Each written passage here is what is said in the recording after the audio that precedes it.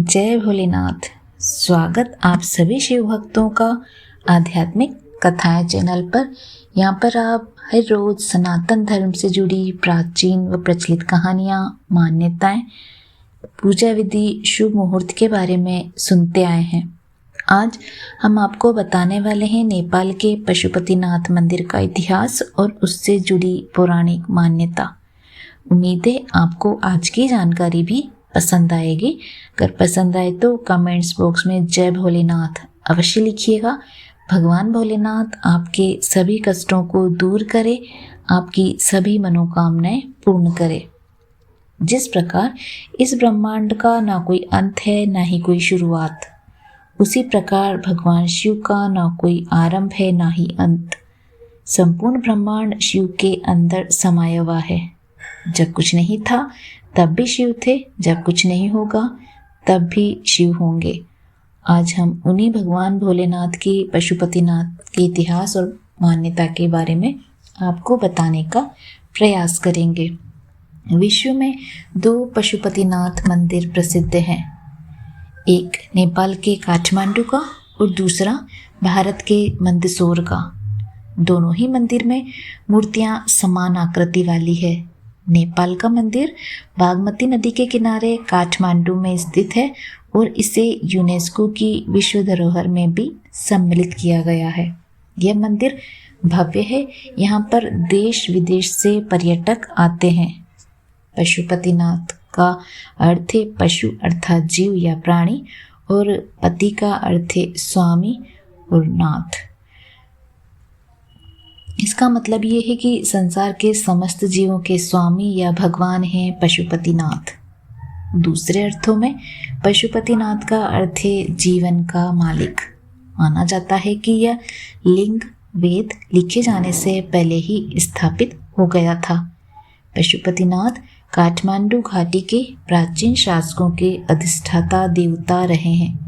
पाशुपत संप्रदाय के इस मंदिर के निर्माण का कोई प्रामाणिक इतिहास तो नहीं, किंतु कुछ जगह पर यह उल्लेख मिलता है कि मंदिर का निर्माण सोमदेव राजवंश के पशु प्रेक्ष ने 3री सदी ईसा पूर्व में करवाया था। 605 ईस्वी में अंशुवर्मन ने भगवान के चरण छूकर अपने को अनुग्रहित माना था। बाद में इस मंदिर का पुनः निर्माण लगभग 11वीं सदी में किया गया। दीमक की वजह से मंदिर को बहुत नुकसान भी हुआ, जिसके कारण लगभग 17वीं सदी में इसका पुनः निर्माण भी किया गया। बाद में मध्य युग तक मंदिर की कई नकलों का निर्माण कर लिया गया। ऐसे मंदिरों में भक्तपुर, ललितपुर और बनारस शामिल है। मूल मंदिर में कई बार नष्ट हुआ। इसे वर्तमान स्वरूप नरेश भूपेंद्र मल्ला ने 1697 में प्रदान किया। अप्रैल 2015 में आए विनाशकारी भूकंप में पशुपतिनाथ मंदिर के विश्व विरासत स्थल की कुछ बाहरी इमारतें पूरी तरह नष्ट हो गई थी, जबकि पशुपतिनाथ का मुख्य मंदिर और मंदिर के गर्भगृह को किसी भी प्रकार की हानि नहीं पहुंची थी।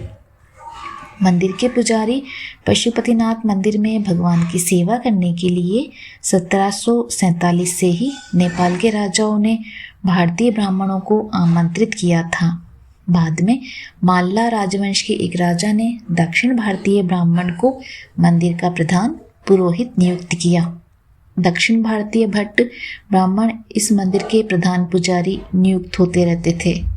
वर्तमान में प्रचंड सरकार के काल में भारतीय ब्राह्मणों का एकाधिकार खत्म कर नेपाली लोगों को पूजा का प्रभाव सौंप दिया गया। ये मंदिर प्रत्येक दिन प्रातः 4 बजे से रात्रि 9 बजे तक खुला रहता है। केवल दोपहर के समय और सायं 5 बजे मंदिर के पट बंद कर दिए जाते हैं। मंदिर में जाने का सबसे उत्तम समय सुबह जल्दी और देर शाम का होता है। पूरे मंदिर परिसर का भ्रमण करने के लिए 90 से 120 मिनट का समय लगता है। नेपाल में पशुपतिनाथ मंदिर का काठमांडू के पास देवपाटन गांव में बागमती नदी के किनारे स्थित है। मंदिर में भगवान शिव की एक 5 मुंह वाली मूर्ति है। पशुपतिनाथ विग्रह में चारों दिशाओं में एक मुख और एक मुख ऊपर की ओर है। प्रत्येक मुख के दाएं हाथ में रुद्राक्ष की माला और बाएं हाथ में कमंडल मौजूद है।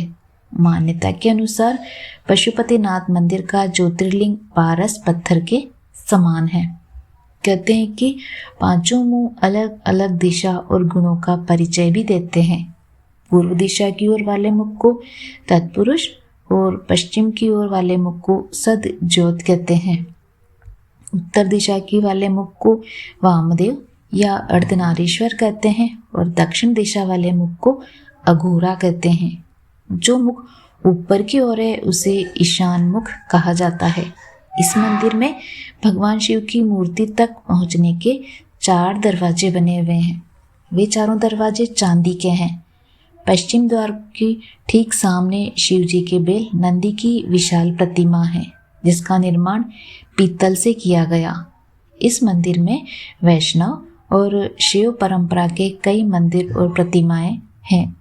पशुपतिनाथ मंदिर को शिव के 12 ज्योतिर्लिंगों में से एक केदारनाथ मंदिर का आधा भाग माना जाता है। यह मंदिर हिंदू और बौद्ध वास्तुकला का एक अच्छा मिश्रण भी है। भीतरी आंगन में मौजूद मंदिर है और प्रतिमाओं में वासुकीनाथ मंदिर, उन्मत्ता भैरव मंदिर, सूर्य नारायण मंदिर, कीर्तिमुख भैरव मंदिर, बदानुल कंठ मंदिर, हनुमान मूर्ति और 184 शिवलिंग मूर्तियां प्रमुख रूप से मौजूद है। जबकि बाहरी परिसर में राम मंदिर, विराट स्वरूप मंदिर, 12 ज्योतिर्लिंग और 15 शिवालय गुहेश्वरी मंदिर के दर्शन किए जाते हैं। पशुपतिनाथ मंदिर के बाहर आर्य घाट स्थित है।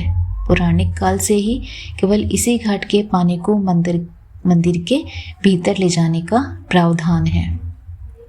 मान्यता है कि पशुपतिनाथ मंदिर के संबंध में कहते हैं कि जो भी व्यक्ति इस स्थान के दर्शन करता है उसे फिर किसी भी जन्म में योनि में जन्म नहीं लेना पड़ता। हालांकि शर्त यह भी है कि पहले शिवलिंग के नंदी के दर्शन नहीं करने चाहिए। यदि वह शिवलिंग के दर्शन पहले करने से पहले नंदी के दर्शन करता है तो उसे अगले जन्म में पशु बनना पड़ता है। मंदिर की महिमा के बारे में आसपास के लोगों में काफ़ी कहानियाँ भी सुनी सकते हैं। मंदिर में अगर कोई घंटा आधा घंटा ध्यान करता है तो वह जीव कई प्रकार की समस्याओं से मुक्त हो जाता है। पौराणिक कथाएं। एक पौराणिक कथा के अनुसार भगवान शिव यहाँ पर चिंकारे का रूप धारण कर निद्रा में चले बैठे थे। जब देवताओं ने उन्हें खोजा और उन्हें वाराणसी वापस लाने का प्रयास किया तो उन्होंने नदी के दूसरे किनारे पर छलांग लगा दी। कहा जाता है कि इस दौरान उनका सिंह 4 टुकड़ों में टूट गया। इसके बाद भगवान पशुपति चतुर्मुख लिंग के रूप में यहाँ प्रकट हुए। दूसरी कथा के अनुसार एक चरवाहे से जुड़ी है। कहते हैं कि इस शिवलिंग को एक चरवाहे द्वारा खोजा गया था, जिसकी गाय का अपने दूध से अभिषेक कर शिवलिंग के स्थान का पता लगाया था। तीसरी कथा के अनुसार भारत के उत्तराखंड राज्य से जुड़ी एक पौराणिक कथा से है। इस कथा के अनुसार इस मंदिर का संबंध केदारनाथ मंदिर से है। कहा जाता है कि जब पांडवों का स्वर्ग प्रयाण के समय शिवजी ने भैंसे के रूप में दर्शन दिए थे, जो बाद में धरती में समा गए, लेकिन पूर्णतः समाने से पूर्व भीम ने उनकी पूंछ पकड़ ली। जिस स्थान पर भीम ने इस कार्य को किया था उसे वर्तमान में केदारनाथ धाम के नाम से जाना जाता है। जिस स्थान पर उनका मुख धरती से बाहर आया उसे पशुपतिनाथ कहा गया। पुराणों में पंच केदार की कथा नाम से इस कथा का विस्तार भी मिलता है। उम्मीद है आपको ये जानकारी भी पसंद आई होगी। पसंद आई और आप जानकारी के अंत तक बने रहे उसके लिए मैं आप सभी का बहुत धन्यवाद करती हूँ और अनुरोध करती हूँ आप कमेंट्स बॉक्स में जय भोलेनाथ अवश्य लिखिएगा एंड सब्सक्राइब का बटन अवश्य दबाइएगा। जय भोलेनाथ।